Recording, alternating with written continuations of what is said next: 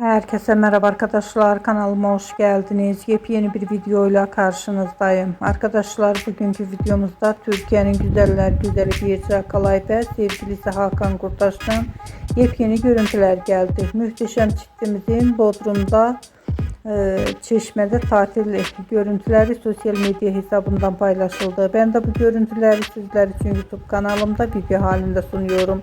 Umarım beğenirsiniz. Arkadaşlar, videomu beğendiyseniz kanalımı izlemeyi ve bildirim butonuna basmayı unutmayın.